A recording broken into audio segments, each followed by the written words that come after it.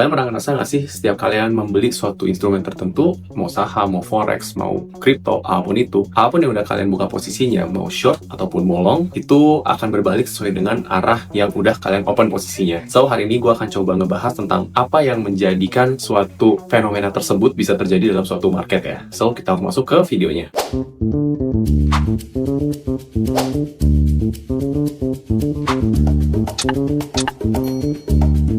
Halo guys, balik lagi dengan gue Ken. Jadi di video kali ini gue akan coba ngobrol-ngobrol sama kalian tentang sebenarnya banyak fenomena yang terjadi. Kenapa ketika kita membeli suatu, kita ngomong di saham aja ya, kenapa ketika kita membeli suatu saham itu tiba-tiba sahamnya turun, padahal sebelum kita membeli itu sahamnya baik-baik aja atau nggak naik terus gitu. So mungkin ini fenomena yang kalau misalnya kalian sering dengar, salah satu investor paling besar dan paling hebat yaitu Warren Buffett. Dia pernah ngomong kalau misalkan you must buy something on fear situation dan you must sell something on greed situation. Jadi dalam bahasa Indonesianya itu adalah kalian membeli ketika pasar itu lagi pada takut dan kalian harus jual ketika pasar itu lagi serakah. Maksudnya apa? Jadi gini, kalian kan para investor saham itu sering baca berita. Berita itu banyak yang indikasinya itu menebar fear atau ketakutan, kayak misalkan suku bunga, rencana pemerintah, pemangkasan, harga batu bara anjlok, permintaan turun, segala macam. Itu kategori dari berita yang menebar fear atau ketakutan. Ada juga berita yang greed. Greed itu adalah berita yang memberikan suasana positif yang berlebihan. Jadi misalkan suku bunga turun,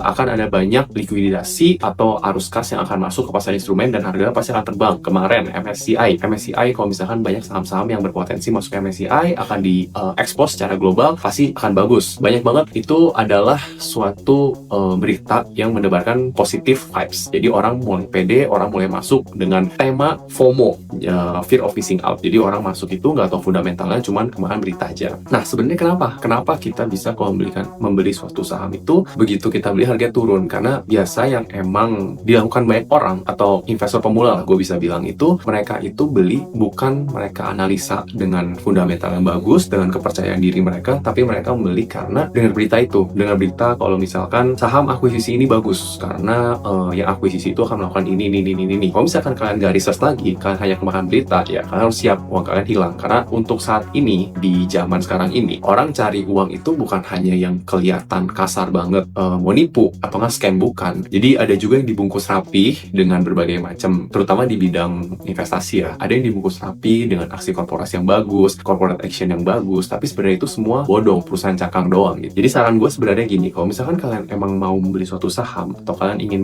mengambil suatu posisi lah di instrumen investasi tertentu, kalian harus tahu dulu fundamentalnya secara benar. Kayak misalkan yang paling gampang, kalian ingin investasi di Bitcoin. Sebelum kalian masukin uang kalian ke Bitcoin, apapun itu, mau kalian di spot market, mau kalian di future market, kalian harus tahu dulu nih, kalian di sini deh. Jadi perbandingannya mungkin gambarannya gini deh. Gue pengen nanya kalian yang nonton video gue kali ini, yang udah ataupun mau invest di Bitcoin, kalian udah pernah baca belum white paper Bitcoin itu seperti apa, sistemnya bagaimana, terus cara bekerja seperti apa, dan kenapa akan sangat sulit sekali untuk menghack Bitcoin? Gue jamin mungkin di atas 50% belum pada baca gitu, karena menurut kalian itu hanya mekanisme, kalian bukan orang teknik, kalian nggak butuh untuk menciptakan Bitcoin itu sendiri, jadi kalian nggak perlu untuk tahu hal itu gitu. Dan menurut gue, saran gue, kalian harus tahu gitu, karena begitu kalian tahu mekanisme di belakangnya seperti apa, kalian juga tahu Bitcoin itu pada dasarnya tujuannya menggantikan apa, blockchain itu kan seperti apa yang di atasnya, yang dijalankan di Bitcoin, itu kalian akan tahu segimana kalian pedenya kalau misalnya kalian akan ngambil investasi di Bitcoin. Nah gitu. Jadi ini permainan investasi itu sebenarnya lebih ke permainan mental sih menurut gue dibandingkan main uang. Karena kalau misalnya mainan uang itu kan